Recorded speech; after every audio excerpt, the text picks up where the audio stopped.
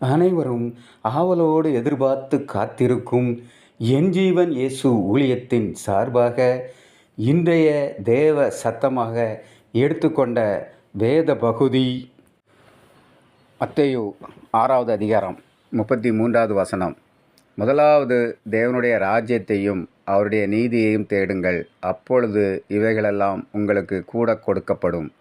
ஆம் தேவனுடைய பிள்ளைகளே, இந்த வசனத்தின் மூலமாக ஆண்டவர் சொல்கிறார், முதலாவது நாம் தேவனுடைய ராஜ்யத்தையும் அவருடைய நீதியையும் தேட வேண்டும். அவருடைய ராஜ்யம் என்பது நம்மை தேவன் ஆள வேண்டும், அவர் நம்மளை ஆள வேண்டும். நாம் நம்முடைய மனப்போக்கின்படி நாம் வாழ்கிறோம். ஆண்டவர் நம்மை ஆளும்போது நம்முடைய வாழ்வில் நாம் நீதியோடும் நேர்மையோடும் நடக்க வேண்டும். வாழ்க்கையில் பரிசுத்தத்தோடு நாம் நடக்க வேண்டும்.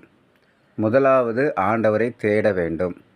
அதிகாலமே எழுந்து அவருக்கென்று நேரத்தை ஒதுக்கி வேத வசனங்களை தியானித்து அவரோடு ஜெபத்தில் உறவாடி அவருக்கு நாம் முக்கியத்துவம் கொடுக்கும்போது நம்முடைய வாழ்வில் நம்முடைய குறைவுகள் எல்லாம் நிறைவாக்கப்படும்.